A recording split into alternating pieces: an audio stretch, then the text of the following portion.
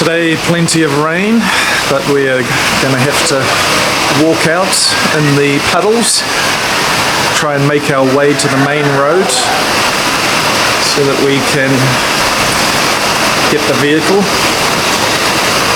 and make our way to today's meetings. So, lots of flooding in some parts of India, South India. But we have to preach the gospel no matter what the weather. Very blessed to have my good friend here. Daniel Ramesh Ranjan from Bihar is with us. My little umbrella.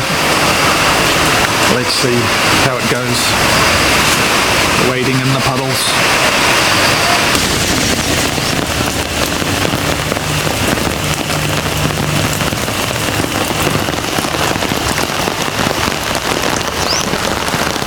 Not sure where our vehicle is, but we are trapped in the rain. Man.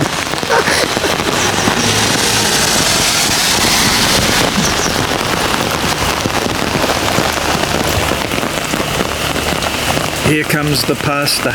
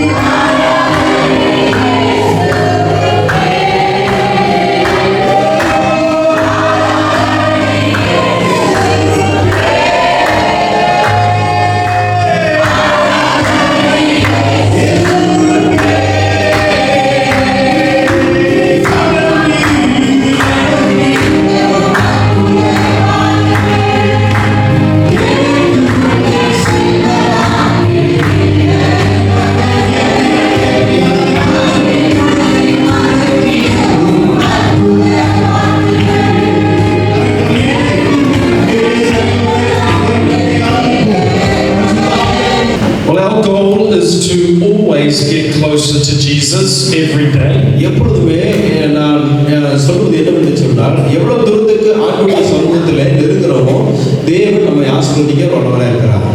And we want to get closer to Jesus today. இந்த நாளிலே இன்னும் நெருக்கமாக ஆண்டவருடைய சமூகத்திலே நாம் கடந்து வருவோம்.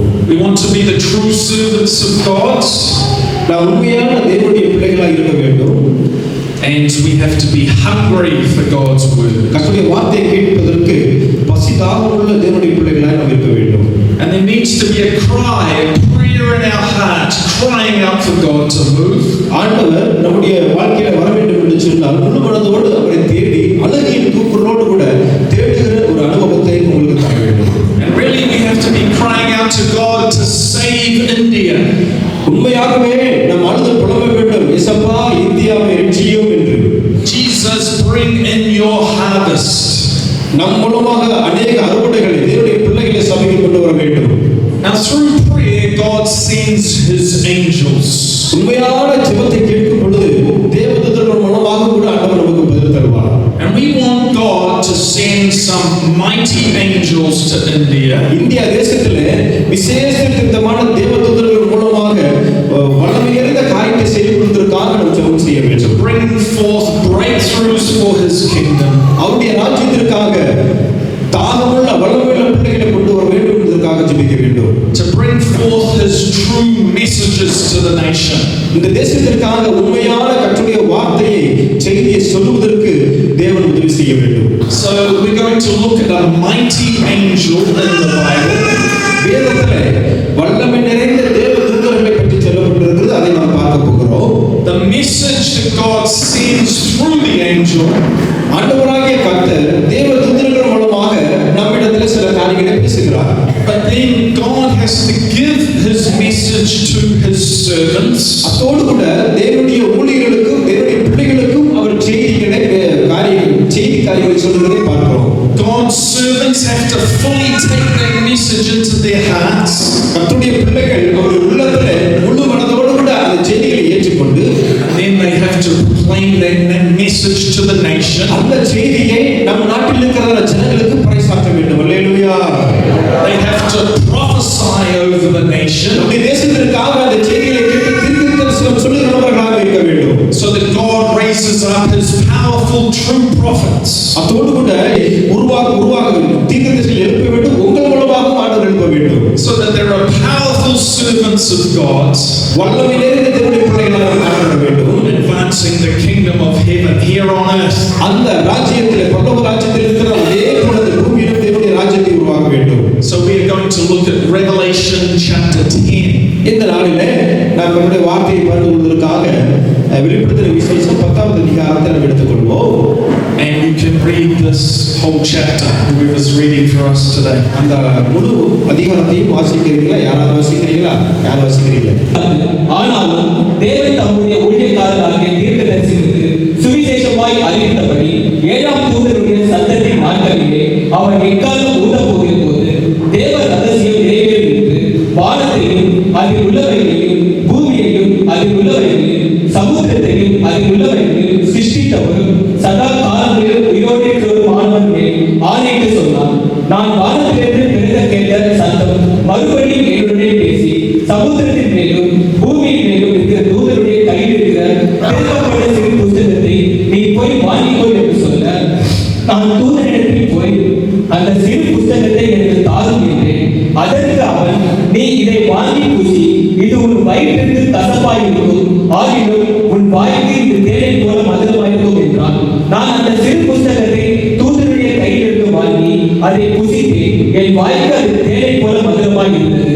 நான் அதை புசித்தவுடனே என் வயிறு கசப்பாயிற்று. அப்பொழுது அவன் என்னை நோக்கி, நீ மறுபடியும் அநேக ஜனங்களையும் ஜாதிகளையும் பாஷைக்காரரையும் ராஜாக்களையும் குறித்து தீர்க்க தரிசனம் சொல்ல வேண்டும் என்றான்.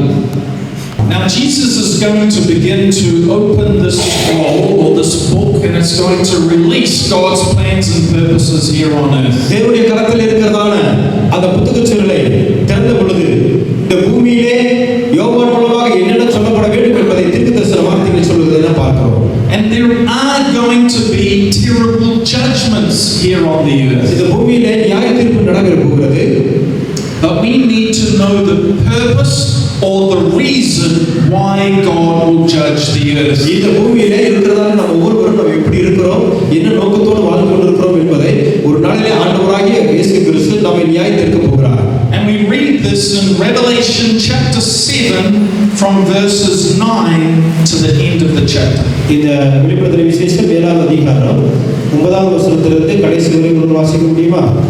இவைகளுக்கு பின்பு நான் பார்த்தபோது இதோ சகல ஜாதிகளிலும் கோத்திரங்களிலும் ஜனங்களிலும் பாஷைக்காரங்களிலும் வந்ததும் ஒருவனும் எண்ணக்கூடாததுமான திரளான கூட்டமாகிய ஜனங்கள் வெள்ளை அங்கிகளை தரித்து தங்கள் கைகளில் குருத்தோலைகளை பிடித்து சிங்காசனத்திற்கு முன்பாகவும் ஆட்டுக்குட்டியானவருக்கு முன்பாகவும் நிற்க கண்டேன். அவர்கள் மகா சத்தமிட்டு ரட்சிப்பின் மகிமை சிங்காசனத்தின் மேல் வீற்றிருக்கிற எங்கள் தேவனுக்கும் ஆட்டுக்குட்டியானவருக்கும் உண்டாவதாக என்று ஆர்ப்பரித்தார்கள்.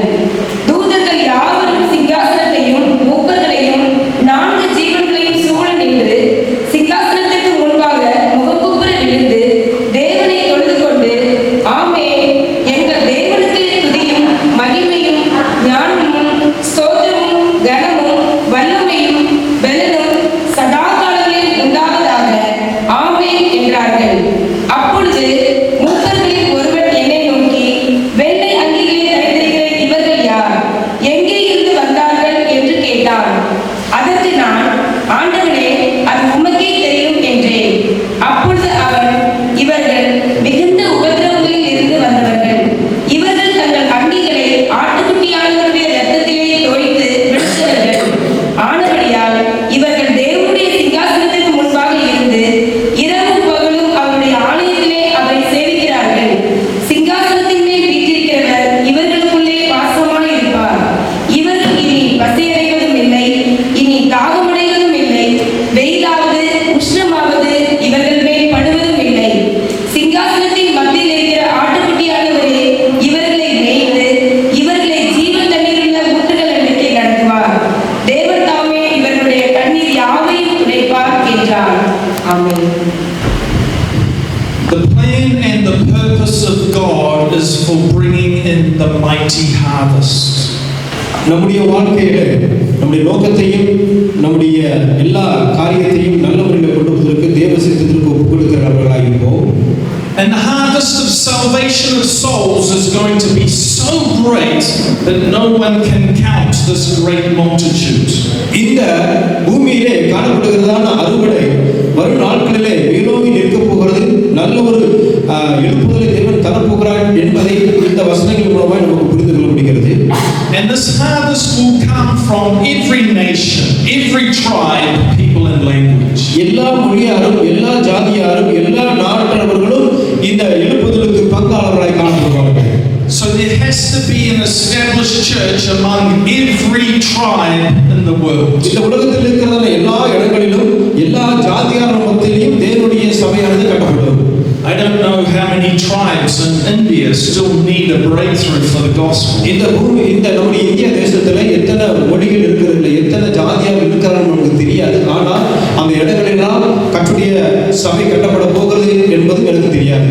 But how I see it is that Jesus promises that there has to be a breakthrough for the gospel for every tribe. ஆண்டவர் வாக்குத்தத்தத்தை கொடுக்கிறார். எங்கெல்லாம் ஜனங்கள் இருக்கிறார்களோ அவர்கள் மத்தியிலெல்லாம் என்னுடைய சபையை கட்டுவேன் என்று சொல்லி வாக்குத்தத்தத்தை கொடுக்கிறார். Now the devil is seeking to stop every tribe from hearing the gospel. தேவனுடைய சத்தத்தை கேட்காமல், தேவனுடைய நற்செய்தியை கேட்க விடாமல் பிசாசானவன் அநேக வாசல்களை அடைத்து வைத்திருக்கிறான். And the devil works through people just as God works through people. சாத்தானும் ஜனங்கள் மூலமாக செயல்படுகிறார். அதற்கு மேலாக நம்முடைய ஆண்டவரும் ஜனங்களை வழிநடத்துகிறார். And the devil is seeking to stop the work of the gospel reaching every single village in India. பிசாசானவன் கர்த்தருடைய நற்செய்தியை சொல்ல விடாமல் இந்தியாவில் இருக்கிறதான ஒவ்வொரு கிராமங்களிலும் பட்டணங்களிலும் நகரிலும் அடைக்கப்பட்ட வாசலை வைத்திருக்கிறான். But God is going to shake the world. அந்த அடைக்கப்பட்டதான வாசலை ஆண்டவர் திறக்க விரும்புகிறார். அல்லேலூயா. And that's why Jesus Christ has taken the scroll out of the hand of God the Father, and Jesus is going to open the 7 seals. ஆகவே தான் ஆண்டவராகிய இயேசு கிறிஸ்துவிடத்திலே பிதாவாகிய தேவன் அந்த புத்தகச்சரலை கொடுத்து இதை வாசிக்கும்படியாக இந்த வார்த்தையின் மூலமாக நமக்கு வெளிப்படுத்துகிறார். And the first 4 4 seals release a different color horse. அந்த நீங்க வாசிக்கணும்னு சொன்னா வித்தியாசமான 7 குதிரைகளை குறித்து நாம் வாசிக்கிறோம். Now there are horses here on earth, but there are horses in heaven. இந்த பூமியிலும் குதிரைகள் காணப்படுகிறது, ஆனால் பரலோகத்தில் இருக்கிறதான அந்த குதிரைகளை குறித்து இந்த வசனங்களில் வாசிக்கிறோம். When Elijah the prophet was to be called up to heaven, God sent horses and chariots of fire. இந்த வேதத்திலே வாசிக்கிறோம், எலியாவை பரலோகத்துக்கு எடுத்துக்கொள்ளப்படும் பொழுது தேவதூதர்கள் மூலமாக அநேக குதிரைகள் ரதங்கள் கடந்து வந்தது என்று சொல்லி நாம் வாசிக்கிறோம். So we see that fire flows from the horses of heaven. அந்த அக்கினி நிறைந்த மயமாக எலியாவை அந்த குதிரைகள் ரதத்தோடு கூட பரலோகத்துக்கு கொண்டு செல்கிறதை நாம் வாசித்து கேட்கிறோம். The next prophet after Elijah was Elisha. எலிசாவுக்கு பிறகு எலியா வருகிறார். And he had a double anointing of the Holy Spirit power. 2 மடங்கு ஆசீர்வாதத்தை பெற்றவனாய் காணப்படுகிறான். And he also had a servant that was just his helper. அவர் உதவி செய்யக்கூடிய நபராக இருந்தால் நல்ல உதவி செய்து ஊழியத்தை செய்ததான நபர், அந்த நபரை நாம் பார்க்கிறோம். Who could make him cups of tea and bring him a cup of tea.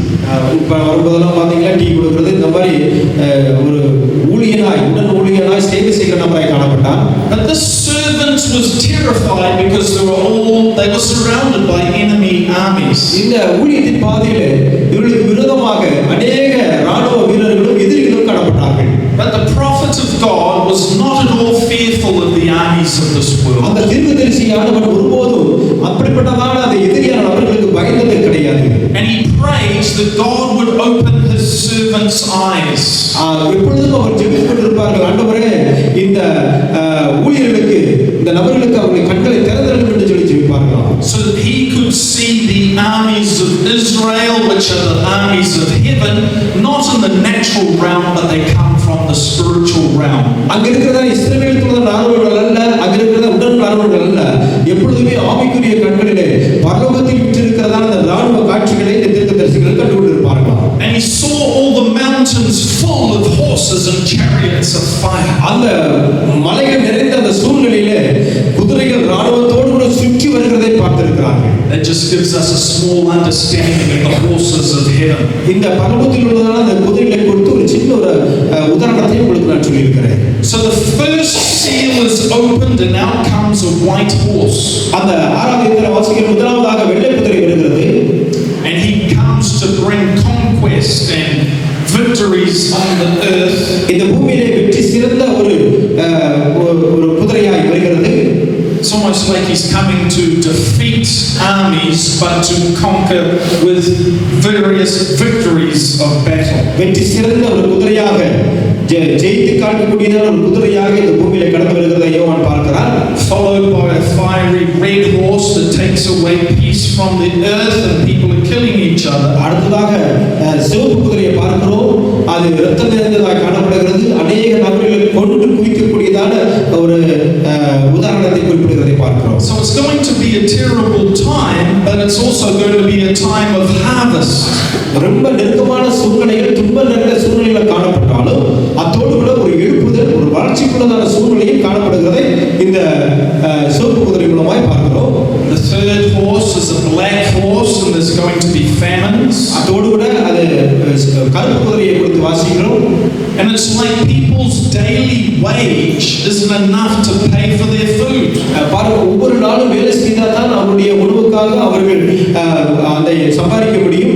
அந்த சிவப்பு அந்த கருப்பு குதிரையை அதுக்கு ஒப்பிட்டு சொல்லப்பட்டிருக்கிறது. It's going to be a hard time to live. அந்த உலகத்திலே வாழும் பொழுது ரொம்ப கடினமாக காணப்படும், நம்முடைய வாழ்க்கைக்கு மிகுந்த வேதனை நிறைந்த சூழ்நிலையாய் காணப்படும் என்று சொல்லி அந்த சத்தியத்தை பார்க்க நேரிடுகிறது. The fourth horse is a pale horse, and its rider is called Death. 6வது அதிகாரம் 8வது வசனத்துல அந்த குதிரைக்கு என்ன பேர் பாருங்க. என்ன குதிரை? அது என்ன பங்குன்னு பார்த்தீங்களா? ஆச்சரி. Okay, very nice. Yeah. And behind death is hell. அது நரகத்தை குறிப்பிடுவதை பார்க்கிறோம். The fifth seal reveals that there will be many Christians who are martyred for their faith. அந்த 5வது அந்த குதிரையை குறித்து பார்ப்போம் என்று சொன்னால் அநேக தேவனுடைய பிள்ளைகள் இரத்த சாட்சியாக மரிப்பார்கள் என்பதை குறிப்பிடுகிறது. And the sixth seal is a tremendous judgment by an earthquake.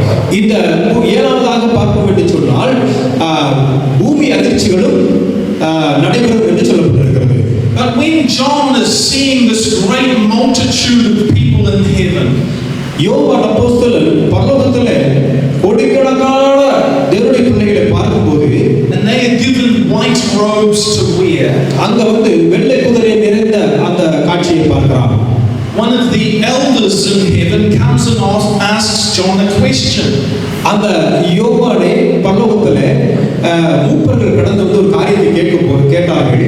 That means that there is something important that John needs to think about. அது முக்கியமாக அப்போஸ்தலன் யோவான் அதை கேட்டதன் நிமித்தமாக அவருடைய சிந்தனை எப்படிப்பட்டதாய் காணப்பட்டிருக்கிறது என்பதை குறிப்பிடுகிறது. God wants to bring John's attention to this point. இதன் மூலமாக அப்போஸ்தலன் யோவானை நல்ல ஒரு சிந்தனைக்குள்ளாக நேராக கொண்டு வந்திருக்கிறார். And it's all these saved millions, billions of people who are wearing the white robes. Where did they come from? இந்த கோடிக்கணக்கான ஜனங்கள் சிங்காசனத்தில் விற்றிருக்கிறத ஆண்டவரை சுற்றி காணப்படுகிறார்களே, இவர்கள் எல்லாம் எங்கிருந்து வந்திருக்கிறார்கள்? இவர்கள் எல்லாம் வெள்ளை குதிரையை பார்க்கிற காட்சியை பார்த்திருக்கிறாரே என்று சொல்லி கேட்கிறார். And John doesn't know how to answer this question, but he says, you know. அந்த யோவான் அதை அந்த மூப்பர்கிட்ட கேட்ட பொழுது இதற்கு எனக்கு எந்த பதிலும் தெரியாது. சின்னத்தில் மூப்பரிடத்தில் கேட்கிறார். And then he receives the answer. அங்க அதுக்கு ஏற்ற பதிலை நாம் வாசிக்க நேரிடுகிறது. These are the people who have come out of the great tribulation.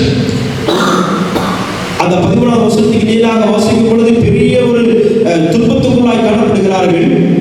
These are the people who have come out of the time when God has judged the earth. இந்த நியாயத்தீர்ப்பு நாட்களிலே இப்படிப்பட்டதான தேவனுடைய ஜனங்கள் கடந்து வருவார்கள் என்று குறிப்பிடப்பட்டிருக்கிறது.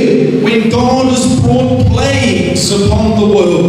இந்த உலகத்தை நியாயத்தீர்க்கும்படியாய் கடந்து வருகிறார். So this shows us why there will be famine, why there will be death. ஏன் மரண கூக்குரல் என்று சொல்லப்பட்டிருக்கிறது. We are even warned that there will be a judgment from wild beasts that attack people. சில நேரங்களிலே நெருக்கங்களும் துன்பங்களும் கடந்து வரும் பொழுது அதையெல்லாம் மேற்கொள்ளவர்களாக இருக்கும் பொழுது ஏன் இந்த நியாயத்தீர்ப்பு நாட்களில் இவர்களால் நிற்க வேண்டும் என்கிற சத்தியத்தையும் குறிப்பிடப்பட்டிருக்கிறது. Maybe that includes lions and bears going crazy throughout the earth. இந்த பூமியிலே சில நேரங்களில் சிங்கங்களும் மான்களும் ஒன்றாக கூட கடந்து செல்லுமா. But during this terrible time of judgment, there will be people crying out to God for mercy. அந்த நியாயத்தீர்ப்பு நாட்களிலே கடைசி நாட்களிலே அநேக ஜனங்கள் ஆண்டவரே என்னை ரட்சியும், என்னை காப்பாற்றும், எனக்கு விடுதலை தரும் என்று சொல்லி கூக்குரல் இடுவார்களாம். Crying out for mercy, grace, salvation, deliverance from God. ஆண்டவரே எனக்கு ரட்சிப்பையும் எனக்கு சமாதானத்தையும் இரக்கத்தையும் தாரும் என்று சொல்லி கூக்குரல் இடுவார்களாம். And they will find that there is only one answer, there is only one solution. ஒரே ஒரு அதுக்கு பதில் இருக்கிறது, ஒரே ஒரு அதற்கு அர்த்தம் இருக்கிறது. என்னவென்று சொன்னால், and that solution is the blood of Jesus that was shed upon the cross for the sins of the world. அது ஒரே ஒரு காரியம் இதுவென்று சொன்னால், ஆண்டவராகிய இயேசு கிறிஸ்து கல்வாரி சிலுவையிலே அவருடைய இரத்தத்தை விலைக்கிரயமாய் சிந்தினாரே, அதுதான் அந்த பதிலாய் காணப்படுகிறது. And they are going to purify their hearts through the blood of Jesus. இயேசு கிறிஸ்துவின் இரத்தத்தினால் அவருடைய இதயத்தை சுத்திகரிக்க வேண்டும் என்று சொல்லி ஆண்டவர் விரும்புகிறார். So that they are washed white and clean through the blood of the Lamb. அவருடைய சுத்த இதயத்தை தேவன் அவருடைய கரடான இதயத்தை சுத்த இதயமாய் மாற்ற வேண்டும் என்று சொல்லி ஆண்டவர் விரும்புகிறார். And we are told that these people will be before the throne of God. அப்படிப்பட்டதான தேவனுடைய பிள்ளைகள் தான் சிங்காசனத்திலே கடந்து வந்து இருக்கிறார்கள் என்று சொல்லி காட்சி அளிக்கிறார். And they will serve God day and night in the heavenly kingdom because they became servants of God here on earth. பரலோக ராஜ்யத்திற்கு அவர்கள் வருவதற்கு முன்பாக இந்த பூமியிலே இரவு பகலாக கர்த்தருடைய ஊழியத்தை செய்து கஷ்டப்பட்டு நஷ்டப்பட்டு வேதனைப்பட்டு அவ்வளவு தூரத்துக்கு என்னுடைய சமூகத்திலே கடந்து வந்திருக்காங்கிற காட்சியை அவன் பார்க்கிறான். Here on earth they hungered, but in heaven they will never hunger. இந்த பூமியிலே நமக்கு பசியும் தாகம் இருக்கிறது, ஆனால் பரலோகத்திலே நமக்கு எந்த ஒரு தாகம் எந்த ஒரு பசியும் கிடையாது. Here on earth they thirst, but in heaven they will never be thirsty. பூமியிலே நமக்கு தாகம் இருக்கிறது, ஆனால் பரலோகத்திலே நமக்கு எந்த ஒரு தாகமும் கிடையாது. Here on earth they are beaten by the sun, the heat of the sun. இந்த பூமியிலே தேவகுமாரனை அடித்து உதைத்தார்கள். So it seems to me there will come a come a time when there will be even more intense sun scorching down upon India. இந்த India தேசத்துல தேவகுமாரன் தேவனுடைய பிரசன்னத்தை இயேசு கிறிஸ்து கடந்து வந்து எங்கெல்லாம் தேவனுடைய ஊழியர்களை துன்பப்படுத்துகிறார்களோ கஷ்டப்படுத்துகிறார்களோ அவர்களும் தேவகுமாரனை கண்டுகொள்ள வேண்டும் என்பதுதான் தேவனுடைய நோக்கமாய் காணப்படுகிறது. India is actually too hot for me. That's why I prefer to come in the cooler season. இந்த இந்தியாவுக்கு நான் வரும் பொழுது எனக்கு ரொம்ப சூடா இருக்கும். ஆகவே தான் இந்த குளிர்ந்த நேரத்துல நான் வந்திருக்கிறேன். But I prefer it not to be cyclones. ஆனா இப்படி சைக்ளோன் வரும்னு நான் நினைக்கல, புயல் காற்று வரும்னு நான் நினைக்கல. But why are these judgments of scorching heat going to come upon nations? இந்த பூமியிலே ஏன் இப்படிப்பட்டதான சதித்திட்டங்களால் நடந்து கொண்டிருக்கிறது என்பதை நாம் பார்க்க வேண்டும். One reason is because people are worshipping idols. ஏனென்று சொன்னால் முதலாவதாக இங்குள்ளதான ஜனங்கள் அதாவது ஐடல்னா சிலைகளை விக்கிரகங்களை வணங்குகிறவர்களாக காணப்படுகிறார்கள். And because people are worshipping the sun. ஜனங்கள் வந்து சூரியனை வணங்குகிறார்கள். It is one of the sins in the Old Testament. People were bowing down before the sun and the moon and worshipping the stars instead of worshipping the true God. இது மிகவும் மோசமான ஒரு காரியம். இது பழைய ஏற்பாட்டிலும் இருக்கிறது. பழைய ஏற்பாட்டிலே ஜனங்கள் சூரியனை என்ன செய்தார்களா? வணங்கினார்களா? அது மிகவும் பெரிய ஒரு பாவமாய் காணப்படுகிறது. Well, if you worship the sun is not going to treat you nicely. சூரியனை வணங்குகிறார்கள், ஆனால் அந்த சூரிய கடவுள் வந்து ஒருபோதும் ஒரு நபரை நல்ல வழியிலே வழிநடத்தாது. So I think we need to warn people to repent of God's judgments that will be coming. அப்படிப்பட்டதான ஜனங்கள் யாராவது உங்களுக்கு தெளிவாக என்று சொன்னார், சுவிசேஷத்தை இயேசு கிறிஸ்துவை சொல்லி நியாயத்தீர்ப்பு நாள் வருகிறது, நீங்கள் இயேசுவை ஏற்றுக்கொள்ளணும் என்று சொல்லி சுவிசேஷத்தை சொல்லுங்கள். But those who washed in their robes in the blood of the Lamb, they will never be beaten by the sun in the kingdom of God. பரலோகத்திலே நாம் இருப்போம் என்று சொன்னால் தேவனுடைய பிள்ளைகளே நம் ஊழியத்தின் பாதையில் திரும்பப்பட்டு அடிக்கப்பட்டு வேதனைப்பட்டு காணப்படும் பொழுது அங்கு எந்த ஒரு தவறான காரியங்களும் நடக்காது. They will never suffer from scorching heat. அங்கு எந்த ஒரு அடிவதையும் காணப்படாது. But instead they will be gathered before the Lamb of God who is in the center of God's throne. சிங்காசனத்தில் விட்டிருக்கிற தேவனுடைய ஆட்டுக்குட்டியானவரே உயர்த்தி பாடுகிறதான ஒரு சம்பவம் தான் அந்த பரலோகத்திலே காணப்படுகிறது. And Jesus will be their shepherd. இயேசு கிறிஸ்து நமக்கு நல்ல மேய்ப்பனாய் காணப்படுகிறார். And Jesus will lead them to springs of living water. அந்த ஜீவ தண்ணீரை நமக்கு கொடுக்கிறார். And God will wipe away every tear from their eyes. நம்முடைய கண்ணீர் எல்லாவற்றையும் அவர் துடைத்து நிவர்த்தியாக்க விரும்புகிறார். Now I just want to finish by coming back to Revelation chapter 10, which was our opening reading. நான் முதலாவதாக வாசித்த கொள்ளவா நான் முடிக்க விரும்புகிறேன். வெளிப்படுத்தின விசேஷம் 10வது அதிகாரத்தை நாம் வாசித்த கொள்ளவா. And a mighty angel comes down from heaven. பரலோகத்திலிருந்து தேவதூதர்கள் கடந்து வருவார்கள். His clothes look like a cloud. அந்த அவருடைய ஆடைகள் எல்லாமே பனி நிறைந்த வெண்மையாக காணப்படும். He's also got a rainbow above his head, so that there is that sign of mercy even in a time of judgment. அந்த நியாயத்தீர்ப்பு நாளிலே அந்த மேகம் அந்த பனி நிறைந்த அந்த மேகமூட்டத்திலே வானவில் அருமையாக சுற்றி காணப்படுமா. His face is shining like the sun and his legs are like fiery pillars. ஆக சூரியனை போல நீங்க அந்த வசனத்தெல்லாம் வாசித்து பார்க்கும் பொழுது அதை உங்களுக்கு புரிந்து கொள்ள முடியும். And he's holding a special message in his hand. அவருடைய கரத்திலே முக்கியமான செய்தி வைக்கப்பட்டிருக்கிறது. He puts his right foot on the sea and his left foot on the land. அவருடைய பாதத்தை ஒரு காலை கடலிலும் மறு காலை தரையிலும் வைத்திருப்பாரா. And he gives a roar like a lion. சிங்கத்தை போல கர்ச்சிக்கிற போல நபராய் காணப்படுவார். These are the types of heavenly angels that we need to come to India today.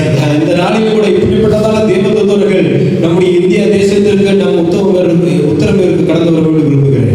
To bring God's true message from heaven. உண்மையான சத்தியத்தை பரலோகத்திலிருந்து ஆண்டவர் கொண்டு வர வேண்டும். So that when, let's say, people try to resist or hinder the work of God, the gospel in India, இந்திய தேசத்திலே சுவிசேஷத்தை புறக்கணிக்கிறதான ஒவ்வொரு நபர்களும் ஆண்டவராகிய இயேசு கிறிஸ்து தான் உண்மையான தெய்வம் என்று சொல்லி கண்டுகொள்ள வேண்டும். how can they stand when God sends mighty angels to India? எப்படி நான் இந்த இந்திய தேசத்திற்கு சுவிசேஷத்தை சொல்லும்படியாக நான் உறுதியான விசுவாசத்தை முன்னெடுக்க போகிறேன். I I believe that the church has to be in partnership with the army of heaven. தேவனுடைய பிள்ளைகளே, நான் ஒன்று சொல்லுகிறேன், சபையாய் இருக்கிறதான நீங்கள் ஒவ்வொருவரும் பரலோக ராஜ்யத்தில் இருக்கிறதான தேவனுடைய தூதர்கள், தேவனுடைய ராணுவத்தினரோடு கூட நீங்கள் உறவாடி கொண்டு இருக்கிறீர்கள், உறுதியாக இருக்கிறீர்கள் என்பதை அறிந்து கொள்ள வேண்டும். There is a partnership between the church and the angels of God. தேவனுடைய பிள்ளைகளே, பாருங்கள், மறுபடியும் சொல்லுகிறேன், தேவ தூதர்கள் மூலமாக பரலோகத்திலே உங்களுக்கும் அவருக்கும் தொடர்பு இருக்கிறது என்பதை நீங்கள் அறிந்து கொள்ளுங்கள். And God sends angels when we pray. நாம் ஜெபிக்கும் பொழுது சில நேரங்களில் தேவ தூதர்களை நமக்கு முன்பாக அனுப்புவார். That's why the church has to be a house of prayer. ஆகவே தான் நம்முடைய திருச்சபையானது உற்சாகத்தோடு ஜெபித்துக் கொண்டிருக்கிறோம். We have to be crying out to God for His kingdom to come. அவருடைய சமூகத்திலே நாம் கூக்குரல் இட வேண்டும், ஆண்டவரே உம்முடைய ராஜ்யம் இங்கு கடந்து வர வேண்டும் என்று சொல்லி. We have to be crying out for God for His will to be done on earth just as it is in heaven. ஆண்டவரே, பரலோகத்தில் செய்யப்பட்டது போல அந்த பூமியிலும் உம்முடைய சித்தம் நிறைவேறப்பட வேண்டும் என்று சொல்லி நாம் ஜெபிக்க வேண்டும். And we have to be crying out to Jesus to save people from every tribe. எல்லா ஜாதியாரும் இயேசுவை அறிந்து கொள்ள வேண்டும் என்று சொல்லி உண்மையாக ஆண்டவருடைய சமூகத்தில் அழுகிற ஒரு நபர்களாய் காணப்பட வேண்டும். We need revival in India. இந்திய தேசத்தில் ஒரு எழுப்புதல் உண்டாக வேண்டும். We need the mighty moves of God. கர்த்தருடைய வல்லமையான கரம் நம்முடைய இந்திய தேசத்திலே வர வேண்டும். And the voice of this angel just thundered. கர்த்தருடைய வார்த்தை, அந்த சத்தம் இடிமுழக்கம் போல இருந்ததா. Oh Lord, send your angels so there's heavenly thunder in the spiritual realm over there. இந்த பரலோகத்தில் சொல்லப்பட்டதான அந்த இடிமுழக்கத்தின் சத்தத்தை எங்கள் சபையிலே, எங்கள் இந்திய தேசத்திலே அனுப்பும் என்று சொல்லி நீங்கள் கேட்க வேண்டும். That strongholds of the devil are pulled down and broken in Jesus' name. இயேசுவின் நாமத்தினாலே பிசாசானவனை முறியடித்து அவனை கீழே விதிக்கிற அந்த இடிமுழக்கம் போல வார்த்தைகளை சொல்லுகிறவர்களாக இருக்க வேண்டும். So that God's purposes are accomplished. அவருடைய நோக்கமும் சித்தமும் நிறைவேறப் போகிறது. So that God's will is fulfilled. கர்த்தருடைய சித்தம் நிச்சயமாகவே நம்மளுமாக நிறைவேறும். Now the amazing thing is that the Apostle John is told to take the scroll out of the angel's hand. மிக ஆச்சரியமான காரியம் என்னவென்று சொன்னால், தேவதூதர் மூலமாக கர்த்தருடைய பிதாவுடைய வலதுபுறத்தில் இருந்ததான அந்த புத்தக சுருளை அவர் படிக்கும்படியான ஒரு வாய்ப்பை தேவதூதர் மூலமாக ஆண்டவர் கொடுக்கிறார். And then he is told to eat the scroll. அந்த கையில கொடுக்கப்பட்டதான புத்தக சுருளை ஒன்றன் ஒன்றாக சொல்லத் தொடங்குகிறார். We have to eat God's word. அது என்னென்று சொன்னால், அது ஒவ்வொன்றும் கர்த்தருடைய வார்த்தையாய் காணப்படுகிறது. Our spiritual food is more important than our daily physical food. அதாவது நம்முடைய சரீர பிரகாரமான உணவை விட நம்முடைய வாழ்க்கையில் எப்பொழுதும் ஆவிக்குரிய உணவு மிகவும் முக்கியமாய் காணப்படுகிறது. There are two prophets that received this similar kind of experience. இந்த புத்தக சுருளை அவர்கள் கையிலே பெற்றதான இரண்டு தீர்க்கதரிசிகளை நம்ம வேதத்திலே பார்க்கலாம். One was the prophet Ezekiel in the Old Testament. பழைய ஏற்பாட்டிலே ஒரு நபர் இருக்கிறார் என்று சொன்னால் அவர் எசேக்கியேல். And now we have it happening to the Apostle John in the New Testament. புதிய ஏற்பாட்டிலே அப்போஸ்தலனாகிய யோவானை பார்க்கிறோம். To his mouth this scroll tastes sweet like honey. அவர்கள் கர்த்தருடைய சுருளை புசித்தார்களாம், அது தேனை போல தித்திப்பாய் இருந்ததாம் என்று சொல்லி பார்க்கிறோம். But in his stomach it's going to turn sour. In his stomach it's going to turn sour. இந்த தன்னுடைய அந்த புத்தகத்தை புசிக்கும் பொழுது தன்னுடைய ஆகாரத்தை போல காணப்பட்டதாம். So he takes the scroll, he eats it. அந்த கையில கொடுக்கப்பட்ட புத்தக சுருளை அந்த வார்த்தையை புசித்தார்களாம். And then he's told to prophesy over the nation. அதோடு கூட ஜனங்களுக்கும் உலகத்திற்கு அவர் தீர்க்கதரிசனம் சொல்கிறார். You know, Ezekiel, he was taken before a valley of dry bones. அந்த எசேக்கியேல் அந்த தீர்க்கதரிசனம் சொல்லும் பொழுது பள்ளத்தாக்கு நிறைந்த இடத்தை தேர்ந்தெடுத்தார்.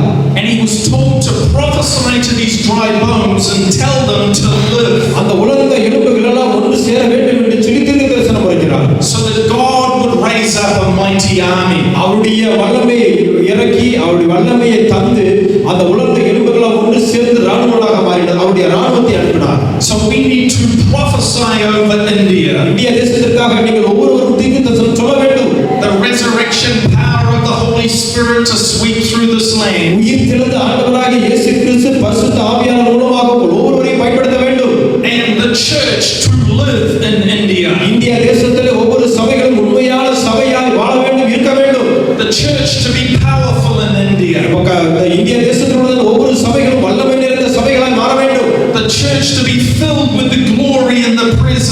Holy ஒவ்வொரு Spirit. சபைகளும் பரிசுத்தாவினால் நிரம்பி வல்லமை நிறைந்த சபைகளாய் மகிமை நிறைந்த சபைகளாய் காணப்பட வேண்டும். And to advance the gospel into every village of it. எல்லா கிராமங்களிலும் உங்கள் மூலமாக கர்த்தருடைய வார்த்தை சுவிசேஷம் அறிவிக்கப்பட வேண்டும். Because Jesus is mighty to save. ஏனென்று சொன்னால் அவர்தான் வல்லமை நிறைந்த தேவன். அவரால் மட்டும்தான் ரட்சிப்புக்குள் நடத்த முடியும். Jesus is the mighty Savior. இயேசு கிறிஸ்து வல்லமை நிறைந்த ஒரு இரட்சகராய் இருக்கிறார். And this morning I want to challenge you to fully devote yourself to Jesus. அருமையான தேவனுடைய பிள்ளைகளே, இந்த காலை நேரத்தில் ஒவ்வொருவரையும் ஆண்டவருடைய சமூகத்தில் அர்ப்பணிக்கப்பட்டவர்களாக ஒரு தரிசனத்தோடு கூட வெளிப்பாடோடு போக விரும்புகிறேன். Devote yourself to breaking through in prayer. ஜெபத்திலே அநேக காரியங்களை பெற்றுக்கொண்டு அநேக தடைகளை உடைக்கிற ஜெபமாய் மாறட்டும். That this church truly be a house of prayer. இங்க இருக்கிறதான ஒவ்வொரு தேவனுடைய பிள்ளைகளும் இந்த சபையும் உண்மையாய் ஜெபிக்கக்கூடிய ஒரு சபையாய் இருக்கட்டும். But then we have to eat the scroll, eat the message of God that God has for us. கர்த்தருடைய வார்த்தையை புசிக்கிற நபர்களாக, கற்றுக்கொள்ள நபர்களாக, நல்ல முறையில அதை வாழ்க்கையில நடைமுறைப்படுத்த நபர்களாக நாம் ஒவ்வொருவரும் இருக்க வேண்டும். So that the word of God becomes so alive and so powerful in our hearts. கர்த்தருடைய வார்த்தை நம்முடைய வாழ்க்கையில மிகவும் அருமையாக இருக்கிறது, நம்ம வழிநடத்தக்கூடியதாக காணப்படுகிறது. That we have to prophesy over the nation. நம்முடைய தேசத்திற்காக நாம் ஒவ்வொருவரும் தீர்க்கதரிசனம் சொல்லுகிற நபர்களாய் மாற வேண்டும். And we have to bring forth God's plans and purposes. கர்த்தருடைய திட்டத்தை நோக்கத்தை நம்முடைய சபைகளில் இருந்து மற்றவர்களுக்கு கொடுக்க வேண்டும். So we need to submit our hearts afresh, really every day, to Jesus. எல்லா நாளிலும் ஆண்டவருடைய சமூகத்தில் அர்ப்பணிக்கப்பட்டவர்களாக நாம் ஒவ்வொருவரும் காணப்பட வேண்டும்.